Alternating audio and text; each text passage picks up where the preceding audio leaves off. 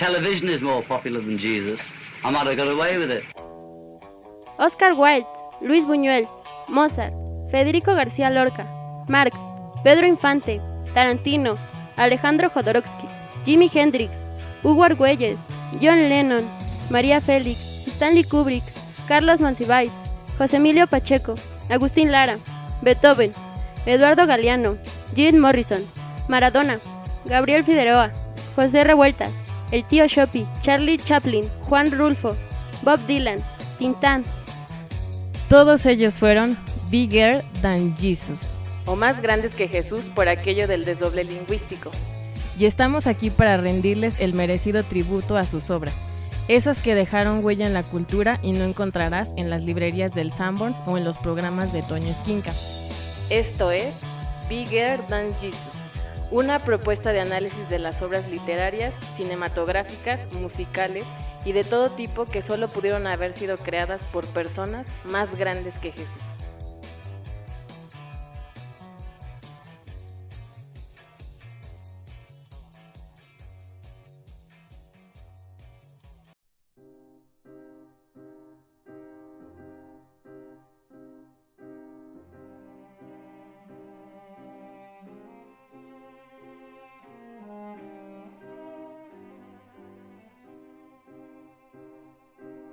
Pues estamos aquí en Bigger Than Jesus, el spin-off, el Han Solo o el Rogue One de Helter Skelter.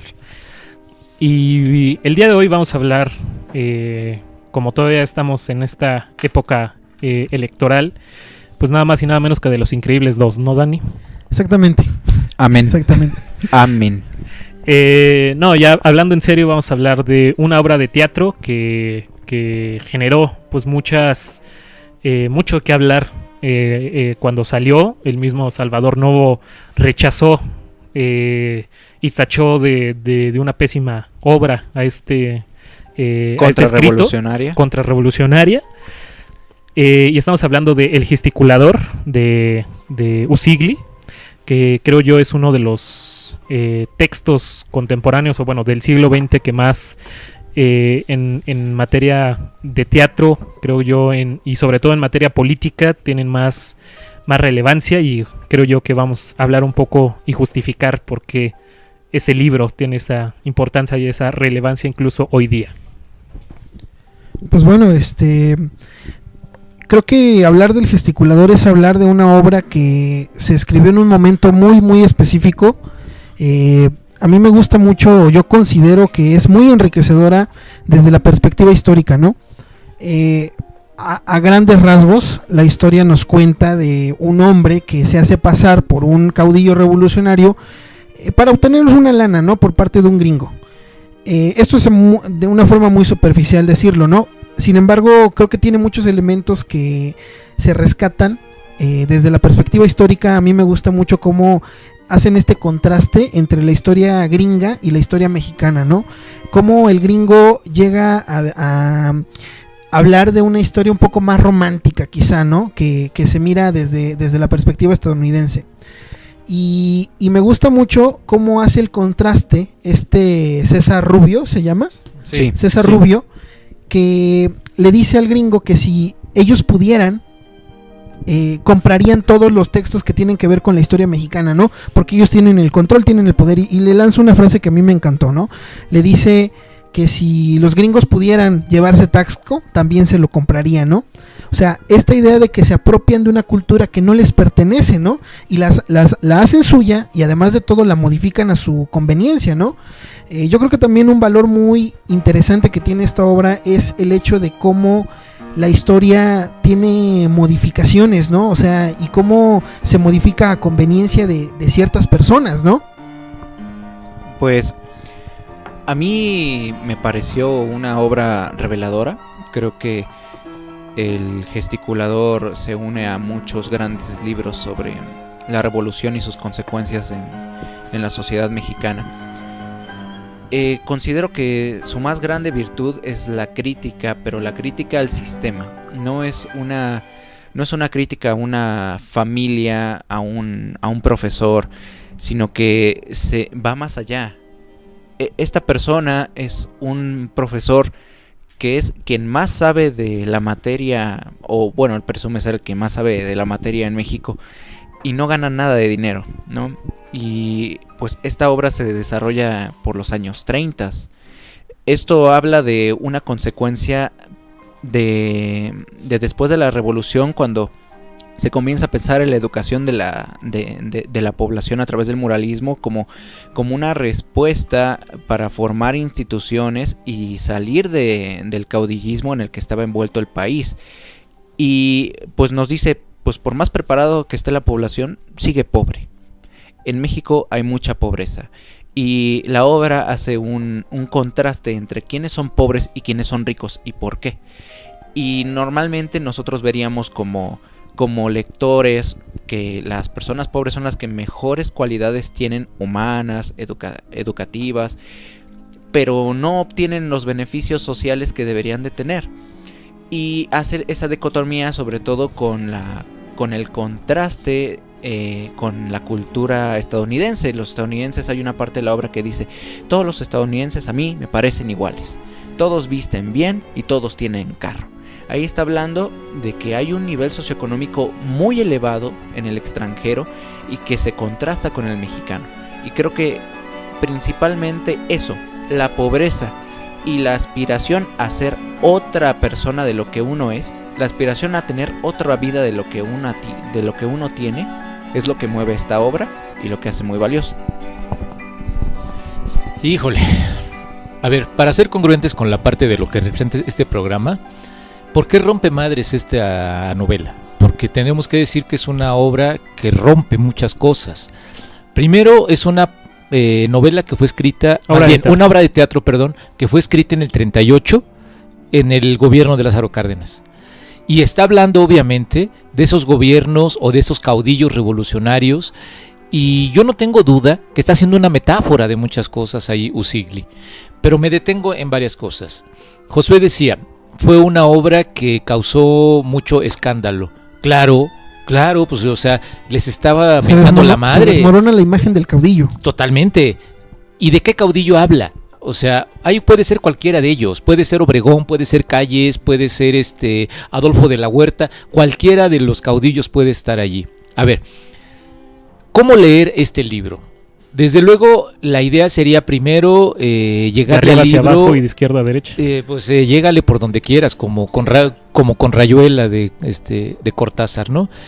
Yo digo, ten ahí al lado también un libro de historia. Les recomiendo que revisen un libro de historia para que sepan de qué está hablando Usigli en esta obra de teatro. Cuando Salvador Novo, ese personajazo, o sea, me cae muy bien a mí Salvador Novo, pero era un mamón, o sea, esa es la palabra. Cuando él ve que están representando el gesticulador en Bellas Artes, y siendo él el director de Bellas Artes, pues se encabrona muchísimo, e incluso es capaz de ir a cachetear a Rodolfo Usigli, ¿no? Para decirle que no le gustó lo que se estaba presentando ahí, pero no le gustó porque es la crítica a los caudillos revolucionarios de su momento, ¿no? Y entonces está haciendo un gran dibujo el gesticulador de Usigli. Primero, mi pregunta es, y les pregunto a los de la mesa, ¿por qué se llama el gesticulador? O sea, ¿por qué ustedes dirían que le puso ese nombre Usigli a esta obra de teatro? ¿Qué dirían ustedes? Yo diría, en primer lugar, porque literalmente está hablando no solamente de lo que ya mencionábamos, ¿no? De que hay una suplantación de identidad. Obviamente es como el primer plano en el cual se podría interpretar el gesticulador, es decir, uno que habla por otro, uno que nada más mueve la boca y que le salen las palabras de alguien más, pero que obviamente si le rascamos al final está haciendo la crítica a los políticos. Totalmente. Está haciendo la crítica a quien está el poder y él nada más mueve la boca porque hay alguien atrás de él que está hablando por él. Estoy de acuerdo. Entonces, el gesticulador puede ser Echeverría, puede ser López Portillo, puede ser Salinas de Gortari, y que puede desde la ser época, Peña Nieto. o sea, de la época obviamente es una crítica a Calles. Desde por luego. El maximato. Sí, desde luego. Pero cuando habla del gesticulador, ¿qué es gesticular? vean cualquier imagen, bájenle el volumen a un discurso de un político y lo que van a ver es exactamente eso. Lo que hace Charles Chaplin cuando se burla de Hitler, ¿no? O sea, esa idea de la retórica, pero sobre todo la manera en cómo gesticulan. O sea, la manera en cómo tratan de convencer, ¿no? Esa manera que tenía mucho Echeverría. Ya lo hablábamos una vez, ¿no, Daniel? O sea, busquen en YouTube cuando Echeverría va a la universidad y se enfrenta a los estudiantes ahí para inaugurar los cursos, ¿no? Y que los llama, jóvenes del coro fácil, ¿no? Y levanta la mano. Eso es un gesticulador. O sea, y tiene razón Josué, o sea, es hablar por otro. O sea, no son ellos mismos. O sea, son sujetos que se roban una personalidad y que se ponen como tal. Eso es lo que más les encabronó. Eso es lo que más le encabronó a Salvador Novo, ¿no? Yo me voy desde, bueno, mi recuerdo que tengo en el teatro, por ejemplo, que tú conoces al maestro que tuvimos. Sí. Cuando había compañeros que hacían actuaciones muy planas, él les decía, ¿no? Gesticula, con la voz tan característica que él tenía. Gesticula, ¿no? Y entonces me remito al título, ¿no? Cuando un actor tiene que representar un papel, tiene que exagerar sus rasgos faciales, claro, de tal manera en que el público se convenza de que realmente está haciendo el papel de alguien más, ¿no? Y en el caso del personaje principal, del gesticulador, tiene mucho que ver con la idea de la política que ya dijiste, pero también tiene mucho que ver con el cambiar de identidad que también dijo Josué. Recuerdo esa parte donde lo confronta un personaje y le dice, es que estás siendo alguien que no eres, ¿no? Uh-huh. Y entonces él se la regresa. ¿Y tú cómo sabes que tú no eres, que tú eres tú, uh-huh, y tú no eres alguien más, ¿no? ¿Cómo sabes que yo soy yo? O sea, a mí me encantó esta pequeña obra de teatro por toda la idea que tiene, incluso hasta filosófica, de la identidad, ¿no? O sea, alguna vez cuando hablamos de Barry Lyndon aquí, Lyndon. Volvemos con mi pronunciación. Cuando hablamos de Barry, cuando él busca la identidad a través de ser alguien que no era, o sea, a mí me recordó muchísimo porque este cuate no quiere ser pobre, está renegando sus orígenes, que incluso su mismo hijo lo confronta, ¿no? O sea, hablas del gesticulador. Del gesticulador, claro, ¿no? En el gesticulador, como incluso a mí me encantó el personaje del hijo, ¿no? Ajá. Esa idea que es la parte tan contraria a su papá y es la crítica hacia la idea de... Y además él es el que cierra el libro. Y él es el que cierra el libro, exactamente. A mí se me hace muy importante también cómo Usigli lo describe, ¿no? Porque recordemos que es una obra de teatro y en las acotaciones que vienen, él describe cómo son los personajes, ¿no? Uh-huh. Y el papá, a César Rubio, lo describe como una figura de zapatista, ¿no? Alguien parecido a Emiliano Zapata, ¿no? Y al hijo, alguien flaquito, medio... que lo describe como alguien que simplemente está desnutrido, ¿no? Uh-huh. Y la idea de que su hijo es la oposición directa a su papá. Incluso hay una parte maravillosa en la que el papá recuerda cómo se enfrentaron en una marcha estudiantil, él del lado de los maestros y el hijo del lado de los marchantes, de los estudiantes, y que tienen ahí un encuentro, un intercambio de palabras, pero en la noche se tienen que ver para cenar, ¿no? Uh-huh. O sea, esta idea de que pues... Oye, ¿y no te recuerda a Díaz Ordaz? Por supuesto. ¿No? Por supuesto. ¿No te recuerda, por ejemplo, a López Portillo? O sea, exactamente, claro. A López Portillo cuando se pone a llorar, de que va a defender el peso como un perro, ¿no? Yo no le creo a él viendo los videos de que se ponga a llorar. O sea, eso es un gesticulador. Exacto. Eso es una persona que tiene una facilidad para mentir, ¿no? Pero que no nada más miente un público, sino que se convence a sí mismo de esa actitud, ¿no? De ese personaje. Uh-huh. Sí, de acuerdo. Uy, caray, aquí tenemos un poquito de accidentes. Sí, completamente de acuerdo. En la cuestión de la actuación hay dos escuelas de la actuación. Es la representativa y la actuación de Stanislavski, con el método de Stanislavski, en la cual no es representativa. ¿Qué es esto? La representativa es cuando tú gesticulas, cuando tú exageras los gestos para que la gente, el público, entienda que eres un personaje y no eres tú. En la de Stanislavski es, ¿sabes qué? Recuerda tú cómo te sentiste cuando estabas triste como este personaje. Ajá. Entonces tú ponte triste, recordando eso, y eso es actuar pero como tú realmente lo harías. Esas son las dos diferentes maneras de la actuación. Pero aquí en el gesticulador estamos hablando de la primera versión, la versión de la máscara. Uno se pone una máscara que las masas quieren ver, una máscara que la población quiere ver, pero es uno como gesticulador elige la que le conviene para mejorar su condición de vida. Es que es increíble. Sí, está haciendo cualquiera de los caudillos o los políticos mexicanos cabe en esta imagen del gesticulador de Usigli. Y me llama mucho la atención. Josué decía hace rato, para él es Calles. Recuerden a Calles. ¿Quién era Plutarco Elías Calles? ¿No? Era un maestro. Era un maestro sonorense, pero aparte de todo, no se les olvide algo. Por ejemplo, él se enamora de Isadora Duncan. Y cuando muere Isadora Duncan, él sabe que no murió en México. Y sin embargo, él, con toda su estructura de poder, le manda a poner una gaveta en el panteón de San Fernando. Y ahí está todavía. Uno va al panteón de San Fernando y dice, ¿Isadora Duncan murió aquí? Pues estaba porque estaba, pero muerto de amor, Plutarco Elías Calles. ¿Eso qué te dice? El funcionamiento de lo que es un político mexicano que gesticula. Alguien que aparenta ser lo que no es. Y bueno, veámoslo en la novela, en la obra de teatro, perdón. En la obra de teatro es muy claro, por ejemplo, esta parte donde él asume la personalidad, y lo que más me gusta es el trabajo que hace Usigli cuando el que lo mata es el mismo que había matado al original en 1914, ¿no? O sea, es esta doble muerte, y él sabe que no es el original y sin embargo lo mata. O sea, es esa representación de lo que significa la política en México. Y que también hace una crítica completamente a esta imagen o cómo pretendemos seguir imágenes, ¿no? O sea, yo creo que de los diálogos es con Navarro, que es su enemigo electoral, con César Rubio, y que le dicen, no, o sea, yo ya sé la verdad, yo te voy a desenmascarar. Le dicen, no te van a hacer caso. Sí, a ver, ve con un indio y dile que la Virgen de Guadalupe es una invención.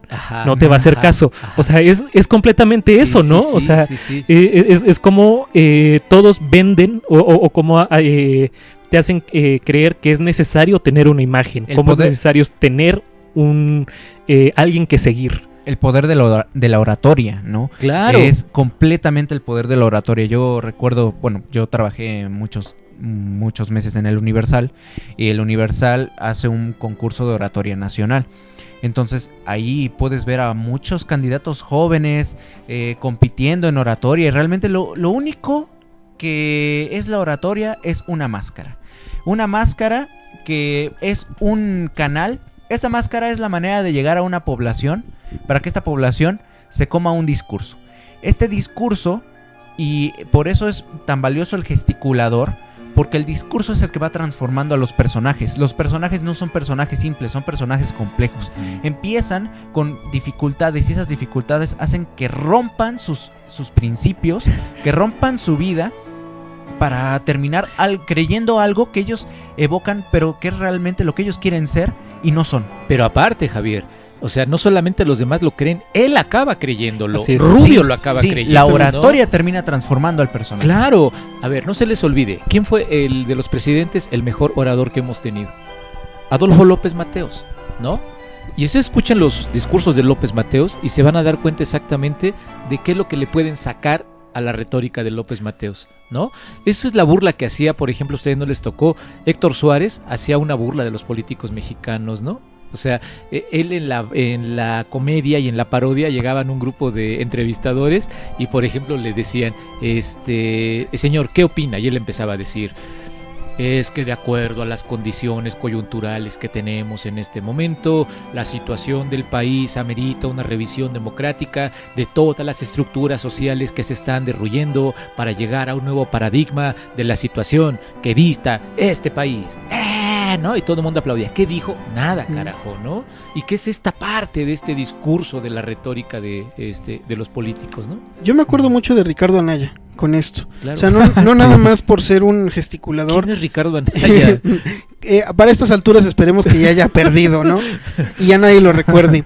Pero, o sea, verlo en los debates a mí me recordó muchísimo este libro, porque es una persona que se cree su propio discurso, un discurso que él mismo se ha pues ¿Tú te inventado, creías ¿no? su sonrisa, Daniel? Por supuesto que no. Claro que no, Claro que una no. sonrisa Y sin impostada. embargo, nunca la dejaba de hacer Claro. porque sabía que era la idea que le estaba dando a entender a su electorado, ¿no? Sí, claro. Había un sector, por supuesto que lo había, un sector de la población que lo seguía fervientemente, ¿no? O lo sigue fervientemente, no sé. Pero es hacia ellos, hacia que a los que les daba esta imagen, ¿no? Este discurso de que él era el gran intelectual que hablaba tantos idiomas, era su forma de gesticular, ¿no? Era la máscara que él se ponía. Y a mí me recordó un montón porque precisamente como en los debates no dejaba de sonreír, ¿no? Ante las críticas, ante todo lo que le decían, traía su sonrisa, pero una sonrisa tan hipócrita. Sí. Y que hasta parecía de guión, ¿no? O sea, es como Exactamente. de buena pregunta, tal, el nombre que le Sí, preguntaba, como dice ¿no? Oscar, ¿no? Todo Sí, memorizado. Sí, porque al final, en primer lugar y en segundo lugar, y no, o sea, es un perfecto demagogo. Exactamente. O sea, claro. o sea, si ven los debates, en el segundo acaba su discurso. Sí, y con todo, yo podría decir que Ricardo Anaya, hablando de gesticulación, él eligió la peor máscara de todos los candidatos. Porque él es, tal vez, quien más se contradijo con el discurso que tuvo en los debates. Sí, el que de más se acuerdo. contradijo. Sí. Incluso el Bronco, con la máscara que tiene de a partidos políticos, yo soy contra los partidos políticos, yo no creo en los partidos políticos, es un personaje que sí se lo crees al Bronco. Porque el Bronco no está involucrado. Porque el Bronco no ha tenido una carrera política priista ni panista, es empresario y dices, bueno, vale, pues esa máscara le queda al Bronco. Pero ¿por qué pones una máscara contra PRI cuando tú hiciste el Pacto por México? ¿No? Oye, pero por Ricardo ejemplo, Anaya. con esto que estás diciendo, Javier, y regresando a al Sí, al gesticulador gesticulador. de Usigli, cuando él revisa toda esa parte de lo que fue el caudillaje de la Revolución Mexicana, a ver, ¿qué es lo que les permite a estos sujetos llegar al poder? Pues obviamente esa parte retórica, esa parte de cuando se plantan frente al pueblo y se avientan un gran discurso. Escuchen, por ejemplo, busquen los audios originales de la voz de Álvaro Obregón, ¿no? Escúchenlo. Y se darán cuenta que su oratoria era exactamente esto que Usigli tanto critica, ¿no? Por favor, escuchen la voz del mismo Plutarco Elías Calles, ¿no? Y que muy bien lo dibuja en la sombra del caudillo, ¿no? Ujú. Que es esa gran revisión de exactamente lo que significan los caudillos. Mi pregunta es, ¿y no estaremos regresando a esa época? De ahí el valor que tiene esta obra de teatro, ¿no? Hay que revisarla para entender cómo es la idea de los políticos actuales, ¿no? Porque pareciera que en 150 años a lo mejor no ha cambiado mucho la idea del político, ¿no? Esta casi pues santificación, ¿no? De una persona que está representando a alguien que no es. Ujú. Tal vez por esa razón es que actualmente, o bueno, por esa razón tuvo tantas masas acumuladas López Obrador, porque sus rivales no tienen el poder de oratoria evocador del pasado que contiene el Exactamente, movimiento de sí. Morena. Y creo que en la política de los últimos años los candidatos habían olvidado el poder que tenía evocar los símbolos nacionales en la obtención de los intereses, y es algo que López Obrador no ha dejado pasar. Oye, ibas a decir algo, Josué. Nada más rápido también, pues cómo decir esta capacidad de engañar con esta oratoria. O sea, indudablemente regreso a la apología de Sócrates de Platón. Inicia diciendo, también hablan estos sujetos que hasta yo mismo me creo culpable de lo que en realidad soy inocente, ¿no? Claro, Sí. O sea, Claro. claro. pues ese momento, ¿no? En el cual Sócrates critica, ¿no? De no le hagan caso a los sofistas, no les hagan caso a los que nada más hablan para convencer. O sea, Sí, claro. háganle caso al filósofo, háganle caso al que sabe. Y que al final, o sea, yo retomo completamente, ¿no? O sea, como igual el mismo Sócrates, al momento en que lo juzgan, dice, el verdadero daño no me lo están haciendo a mí, se lo están haciendo ustedes.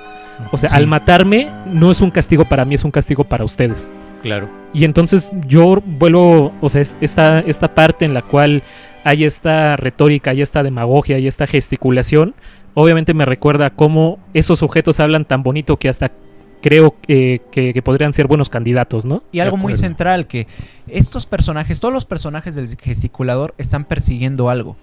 todos tienen una aspiración, Sí, es porque cierto. parten de un punto inicial que no les satisface. Está el investigador de Estados Unidos que quiere prestigio.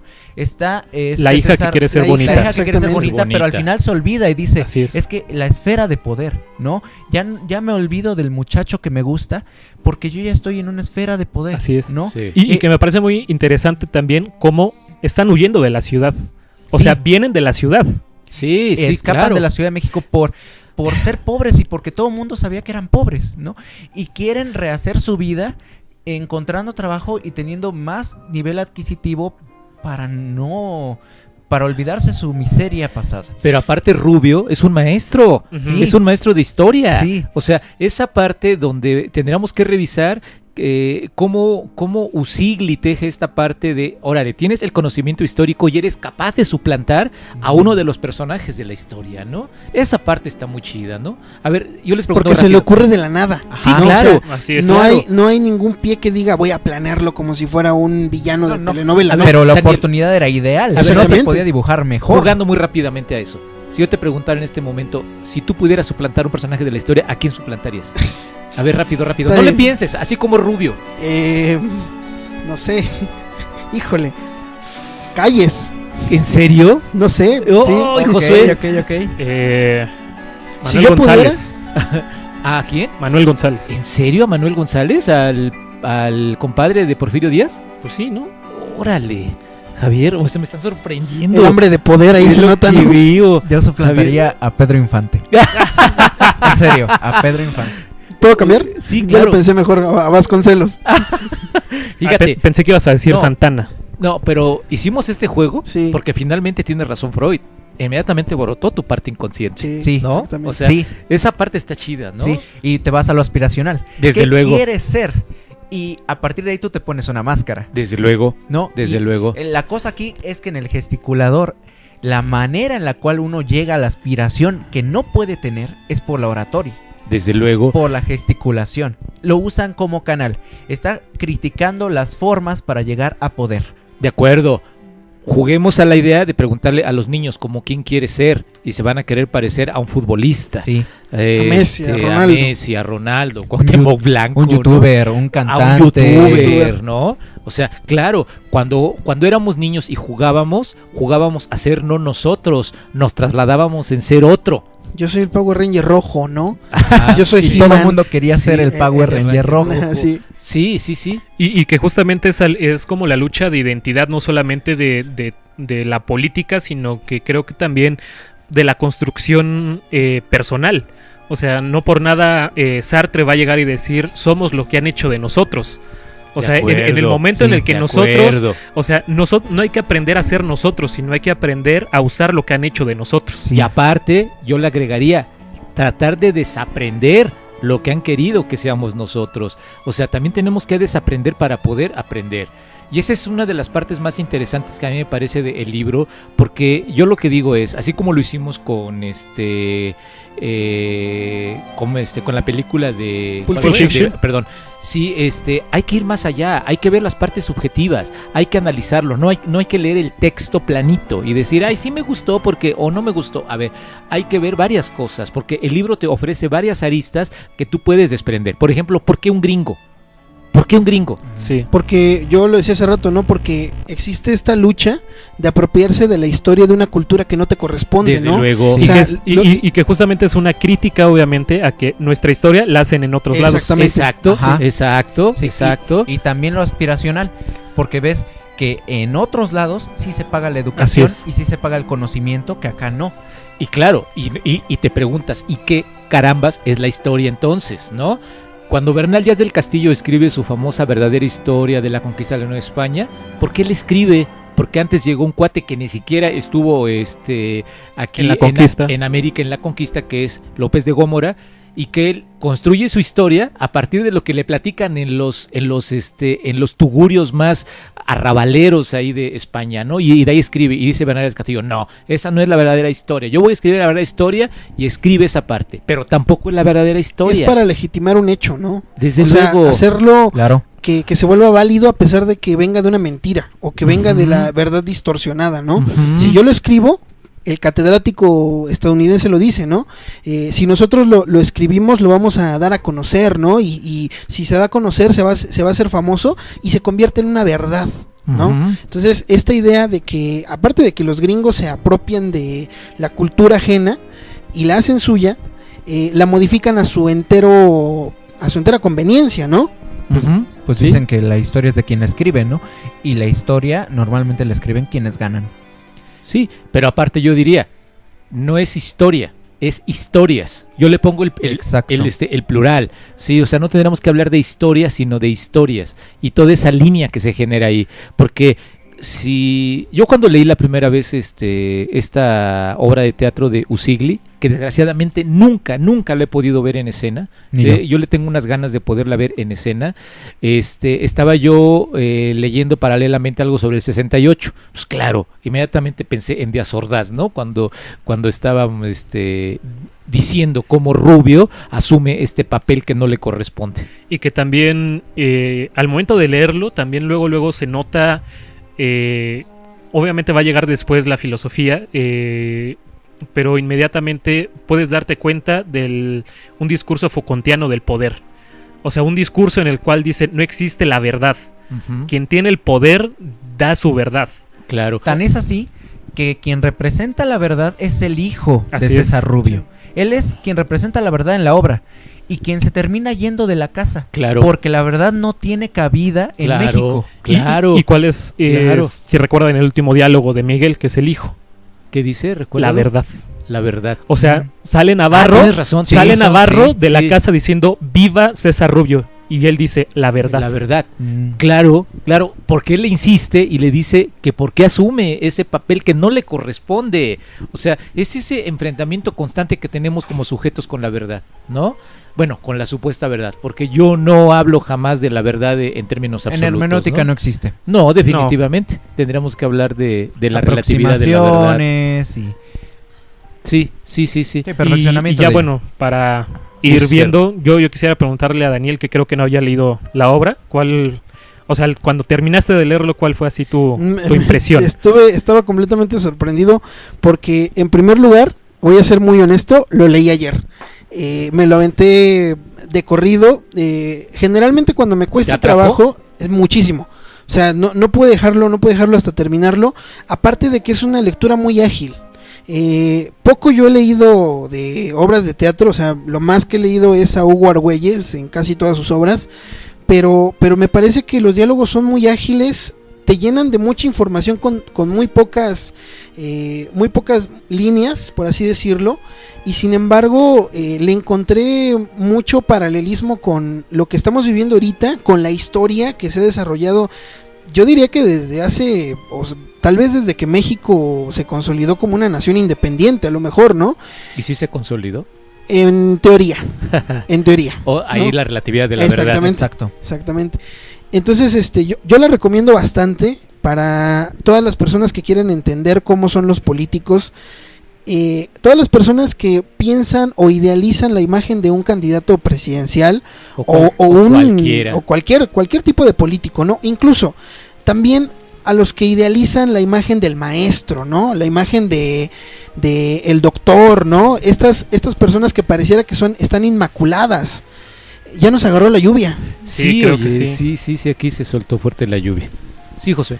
No, pues Javier, así tus impresiones, o por qué quien nos escucha debería leer El Gesticulador. Bueno, creo que todos estamos muy familiarizados con ver noticias de candidatos, de políticos, versiones sobre el poder, que muy rara vez son contrastadas en los medios de comunicación. Creo que una buena aproximación al pensamiento sobre el poder y al pensamiento sobre cómo superar esta aspiración o el modo en el cual los políticos superan su aspiración de vida es este libro. Y creo que es una recomendación absoluta leer El Gesticulador para comprender un poquito el por qué México está como está y cuáles podrían ser los modelos o formas de solucionar la política o la ausencia de política que hay ahorita en nuestro país. De acuerdo. Sí, pues yo diría, Javier, como diría mi maestro Germán Dehesa, no es una sugerencia, es una orden, ¿no? Tienen que leerlo, tienen que leerlo, porque en realidad es un libro imperdible, ¿no? O sea, yo creo que si quieres entender mucho de lo que es este país, Usigli creo que lo hace muy bien. ¿Usigli es más grande que Jesús entonces? Definitivamente, pero Usigli no se reduce al gesticulador. No. Yo personalmente me quedo con su novela Ensayo de un crimen, que después Buñuel la llevó al cine. Y bueno, a ver, Josué, tú en el programa de Helter Skelter me dices que yo hago la sección de Ventaneando del 22, ¿verdad? Sí. Por favor, preséntala porque quiero decir algo sobre Usigli. Con ustedes, la Pati Chapoy del Canal 22. Usigli era un mujeriego. O sea, era un tipo que se enamoraba de pero todas nos faltó las el mujeres. can. Oigan, ¿qué creen? ¿Quién creen que hizo un zafarrancho? Usigli era un mujeriego. ¿Saben a quién? ¿A poco, maná? ¿Saben a quién le bajó las novias? A Juan José Arreola. Juan José Arreola era su alumno, era su seguidor. Y acabaron muy mal Usigli y Arreola, ¿no? ¿Se pegaron saliendo del cine? No, pero acabaron tan mal que finalmente Arreola aprendió muy bien también de su maestro, ¿no? Eso luego se los platico en otra sección de chismes. Lean El Gesticulador, creo que vale mucho la pena. Creo que el día que la vean montada vale la pena ir a la obra. Hay que ir a verla. Sí, la obra, Josué. Josué, no estamos en Helter Skelter. Es que si no eres tú, alguien tiene que ser. Sí, ¿verdad? Guau, Está bien. Sí, ¿verdad? ¿Tú cómo cierras, Josué? Yo antes que nada quisiera Con llave. dar una Guau. Ya, serios. un agradecimiento público a Maicot, que fue la maestra de la prepa quien me dejó leer este libro. Y que yo creo que es muy importante leerlo. O sea, yo en el momento en que lo leí, como obviamente es el plan de la Nacional Preparatoria, muy positivista, muy de leer los libros en orden canónico. Yo leí El Gesticulador después de haber leído El Ardiente Verano y muchos cuentos mucha novela de la Revolución. Y entendí completamente después de leer El Gesticulador también la gran crítica que hace a la literatura que se hace por la revolución, a la literatura que se hace para enaltecer a los caudillos, para contar todas esas historias, y cómo esas historias al final también pueden ser mentira y pueden ser invenciones, pueden ser ficciones. Entonces también agradecer a la maestra Maicot por habernos dejado este penúltimo libro Gran maestra. En la prepa. Y bueno, sí, comentar que lean, insisto, es una obra de teatro, o sea, no les va a llevar... ¿Cuánto te tardó, Una Dani? tarde, yo una hora me aventé, 1 hora y media más o menos. Oye, y te metiste al baño y como eres estreñido, Exactamente, te pasaste una ahí hora fui. de- No, ¿sabes lo que hice? Cuando a mí me cuesta trabajo una lectura, yo pensaba que me iba a costar trabajo. Cuando a mí me cuesta trabajo una lectura, yo la leo en voz alta, ¿no? A mí me ayuda mucho, esto es de primaria. Si ustedes tienen esos problemas como yo de lectura, de comprensión lectura, hagan este ejercicio y van a ver que es muy enriquecedor. Para escucharme a mí mismo, y yo de repente hubo un momento en el que yo no me di cuenta, pero yo ya estaba haciendo las voces, ¿no? O sea, estaba haciendo la voz de la hija de Navarro, así como yo me los imaginaba, ¿no? Es una lectura que te vas a meter tanto en ella que de repente te vas a sentir que eres alguno de los personajes, Y ¿no? entonces te convertiste en un gesticulador. Ujú. Así es. Totalmente, ¿no? O sea, es esta parte, y ahí yo ya cierro, es esta parte donde los actores que representan a Rubio siempre les han preguntado, ¿qué se siente representar a alguien que está representando a otro que no es? Y esa es una parte muy interesante, ¿no? De preguntarse. Y creo que en algún momento todos lo hemos hecho. Hemos representado alguna vez algo que no somos. Y que creo yo, o sea, insisto, si no tienen y todavía son todavía más flojos, hay una especie de radionovela en YouTube, por si ahí la ¿sí quieren existe? escuchar. Sí, es como de los 50, creo, la No radionovela, la conozco. que hacían como la representación en 30 minutos de los grandes de la literatura. Ajá. Se saltan algunas partes, pero si son flojos y no quieren leer la obra de teatro, ahí está la radionovela en YouTube, si la quieren buscar, dura media hora. Y si no, o sea, créanme, no tiene pérdida leerlo con acotaciones, ponerle atención a cada uno de los detalles, y léanla la cantidad de veces que sea necesaria. O sea, por qué la hija quiere ser bonita, qué representa la mamá, obviamente la primera es que representa César Rubio, o sea, como todas esas cuestiones, o sea, los mismos ayudantes, ¿no? O sea, los que quieren lanzar como para gobernador a César Rubio, o sea, qué representan esos dos personajes, y que bueno, o sea, para mí sí yo creo que es una lectura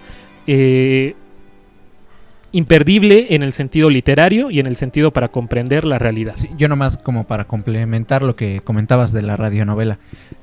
Ayer me dieron una frase que yo nunca había escuchado, que creo que es muy valiosa y que vale para todos, ¿no? Que la vida te perdona ser pendejo, pero no te perdona ser huevón. Y en este caso, creo que vale más la pena leer la obra. Creo que vale más la pena leer la obra. Escucharon, Javier los va a castigar si no la leen. Por eso dijimos, es una orden. Es una orden.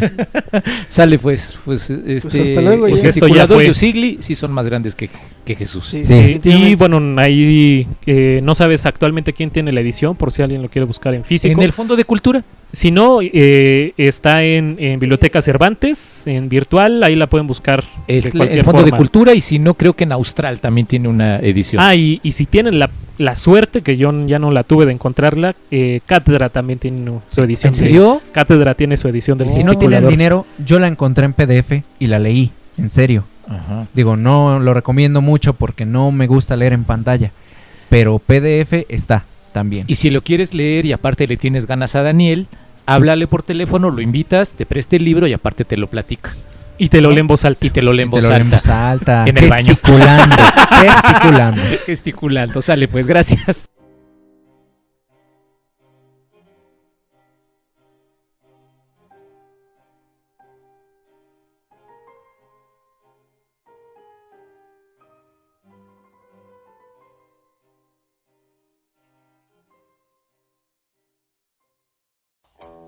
Apaga tu FM y sintoniza Bigger Than Jesus y Helter Skelter Radio solo por YouTube, o descarga nuestro programa a través de iVoox. Sé parte de la comunidad de Skelter y ayúdanos a difundir para que sigamos creciendo.